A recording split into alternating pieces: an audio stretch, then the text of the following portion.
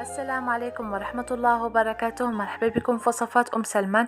بسم الله والصلاة والسلام على أشرف خلق الله سيدنا محمد وعلى آله وأصحابه أجمعين. الوصفة ديال اليوم إن شاء الله غادي تكون ضمن سلسلة حلويات العيد اللي غادي تكون إن شاء الله رائعة واقتصادية وفي متناول الجميع. بالنسبة لهاد الوصفة إن شاء الله اللي غادي نقدم لكم هاد النهار هي حلوة كويرة الثلج اللي كتجي رائعة بزاف بدون كثرة المكونات، وكذلك اقتصادية بدون دقيق وبدون زيت. كنتمنى ان شاء الله انكم تجربوها وتنال الاعجاب ديالكم، وبطبيعه الحال الا عجبتكم هذه الوصفه تابعوا معايا المقادير وكذلك طريقه التحضير. بالنسبه للمكونات اللي كنحتاجو هنايا في هذه الوصفه، عندي هنا 250 غرام من الزبده تكون بحراره المطبخ وفي نفس الوقت يعني تكون الخاصه بالحلويات. عندي هنا نصف كاس من السكر حبيبات، عندي هنا 3 حبات من البيض يكونوا بحراره المطبخ، عندي هنا كيس من السكر بنكهه الفانيلا وكيس من خميره ديال الحلوى، وعندي هنا نصف كيلو من المايزينا او النشا الذره. غادي نبداو على بركه الله. اول خطوه غادي نديروها كنضيف هنايا نصف كاس من السكر مع الزبده، غادي نضيف عليهم كذلك كيس من سكر بنكهه الفانيلا، وغادي نحاول انني ندمج جميع المكونات مع بعض، الزبده والسكر، حتى كنحس بان ديك السكر داب مع الزبده. كيف ما غادي تشوفوا معايا كنحاول انني نخلطهم مزيان. من بعد ما كنحس ان السكر والزبده تخلطوا مزيان مع بعض كنضيف عليهم كذلك 3 حبات من البيض. ممكن انكم تضاعفوا الكميه الا بغيتوا تخرجوا على كميه اكثر، او ممكن هنايا درت انا غير 3 كسميتو، ولكن جاتني هي هذيك، يعني جاتني واحد الكميه يعني لا باس بها، يعني ماشي قليله وفي نفس الوقت يعني ماشي كثيره بزاف. صافي كنبقاو نخلطوا مزيان داك البيض مع الزبده. كيف ما كتعرفوا ملي كتضيفوا البيض على الزبده تحاول ان تعطينا دوك الكويرات، يعني ما كتجمعش لينا، ما كتوليش لينا بحال البوماط. اول حاجه غادي نديروها كنهز واحد 3 المعالق هكا من المايزينا، كنزيدوهم هكا تدريجيا على الخليط ديالنا حتى كنخلطوهم مزيان حتى كنحصلوا على كريمه، يعني ديك الزبده يعني كتذوب لينا تماما، ما كتبقاش هكا حبيبات في الخليط.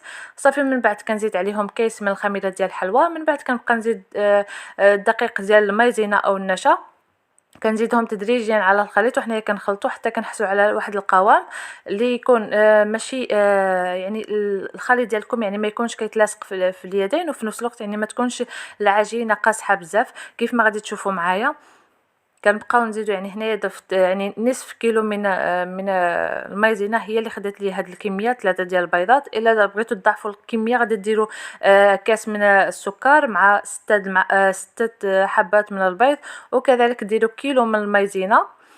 صافي ها نتوما القوام ديال سميتو ديال العجين ديالنا كيفاش كيجي، يعني كيجي بحال الحلويات اللي كنقدموهم هكا، يعني تكون خفيفه، يعني العجين ديالو يعني ما كتلصقش في اليد، غير كتحسوا ان العجين ما بقاتش كتلصق في اليد صافي كتوقفوا من زيادة ديال النشا. كيف ما كتعرفوا كذلك خاصكم تزيدوا النشا تدريجيا وانتم كتخلطوا، حيت على حسب الحجم ديال البيض ديالكم، يا اما يكون صغير يا اما يكون كبير. صافي من بعد مباشره كنقابل كنحاول انني نحربل نشكل هاد العجين لكويرات صغيره بحال هكا. بالنسبه للحجم كيبقى لكم اختيار، ممكن انكم ديروهم كبار او صغار.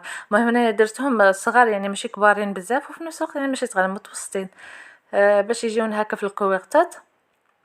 الا ما بغيتوش تقدموهم هكا في الكوغتات، يعني بغيتو تقدموهم هكا غير حبات فقط، يعني ماشي بحال التزيين اللي درت ليه انا، ممكن انكم تزيدوا في شويه في الحجم ديال الكويرات نتاع الحلوه تاعكم.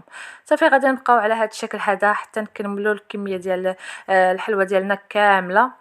من بعد كندخلوهم الفران عادي، كنطيبوهم من التحت، من بعد عاوتاني كنطيبوهم غير شويه هكا من الفوق، يعني غير يعني ماشي بزاف، يعني حيت هاد الحلوه ما غاداش تحمر معاكم. يعني باش تعرفوا ان الحلوه ديالكم طابت خاصها تشقق لكم هكا شويه من الفوق. صافي من بعد كديروها عاوتاني من التحت باش يعني غير كتجمع وصافي، يعني اصلا تكون طابت وفي نفس الوقت يعني ما خصهاش تحمروها بزاف، خاصها تكون بيضه. صافي كيف ما شفتوا هنايا عندي واحد الكميه ديال الشوكولا البيضاء، وعندي هنا كذلك بالنسبه للتزيين غادي نزينها كذلك بشويه ديال جوز الهند. صافي هنايا درت الشوكولات في الحمام مريم او حمام مائي. صافي غادا نحاول نذوب فيها الشوكولات. درت معاه كذلك ضفت 3 معالق من الزيت مع هاد الشوكولات على حسب على حسب الكميه اللي درتو ديال الشوكولا. وفي نفس الوقت يعني الماركه ديال الشوكولات كاين بحال الماركه ديال غالا يعني فيها زيت، يعني ما غاديش تزيدو معاها الزيت بحال ديك الماركه ديال شوكولا ديال 5. خاصكم تزيدوا معاها الزيت. المهم على حسب الكميه ديال الشوكولاته. وفي نفس الوقت يعني بلا ما نقول لكم يعني حتى بالنسبه للشوكولات يعني نشرحها لكم يعني كيف شحال خاصكم تزيدوا ديال الزيت على حسب الكميه اللي درتو بطبيعه الحال. صافي هنا كنبقاو نغطسوا هاد الحلوه ديالنا او الكوارع ديالنا في الشكلاط. من بعد هكا كنسوسوهم من ديك الشكلاط وكنديروهم هكا في كنحاول انني نفندهم هكا في الجوز الهند كاملين. وغادا نعطيكم واحد لاستيس باش يعني تسهل عليكم العمليه اكثر الا كان عندكم هكا وليدات صغار ويعني بزاف ديال الخدمه هكا باش ديروا في التبصيل هكا جوز الهند وتبقاو تفندوا وحده وحده. غادا نعطيكم واحد الطريقه اللي سهله بزاف ورائعه غادا تشوفوها معايا دابا ان شاء الله. ملي كديروا هكا الشكلاط في كسميتو عفوا الحلوه ديالكم في الشكلاط. عوض انكم ديروا هكا الكوك في الطبسيل او في الصحن او في اناء، ديروها في بلاستيكه تكون هكا تكون عريضه شويه. ديروا فيها واحد الكميه اللي غادا تفندوا فيها هذيك الحلوه وغادي تبقاو تهزوا ديك الكميه كامله اللي كديروا هكا في الشكلاط اللي فندتوها في الشكلاط كديروها في ديك البلاستيكه اللي تكون فيها اصلا يعني الجوز الهند. صافي كتاخذوا دوك الحبات ديال الحلوى اللي درتوهم في الشكلاط اللي بغيتو تفندوهم هكا في جوز الهند كديرهم مباشره هكا في ديك البلاستيكه اللي ديجا تكون ديك البلاستيكه ما متقوبش باش تكون كتحبس هكا الهواء. صافي كنهزوا هكا يعني ما كنديروش وحده يعني كنديروا الكميه كامله اللي درتو هكا في كسميتو. وفي نفس الوقت يعني كتستغلوا الوقت يعني الكافي يعني دغيا هاد القضيه يعني دغيا كتكملوا الحلوه تاعكم. بالنسبه للتزيين صراحه كتجي رائعه بزاف. وفي نفس الوقت يعني ما تخافوش ان الحلوه ديالكم تلتصق واخا هكا كديروها وحده فوق وحده. صافي ها نتوما كنسدوا على كسميتو يعني كنخبطوها هكا غير شويه هكا باش تلبس لينا ديك الحلوه كامله بالكوك او جوز الهند. ها نتوما الحلوه ديالنا. وفي نفس الوقت يعني كدير واحد الكميه يعني في سيكونت يعني كتكون صافي فنتوها كامله في كسميتو. وفي نفس الوقت بالنسبه للحلوه ديالكم الا خفتوا انها تهرس يعني ما تخبطوهاش بزاف هكا باش ما تهرسش ليكم. حيت واخا هالشيشه يعني ماشي لدرجه انها تهرس لكم هكا يعني بلا ما تخبطوها بزاف يعني في سميتو هكا بلاستيكه. صافي كنتمنى ان شاء الله انها تنال الاعجاب ديالكم هاد لاستيس. بطبيعه الحال الا عجبتكم خليو لي شي تعليق في تحت الفيديو.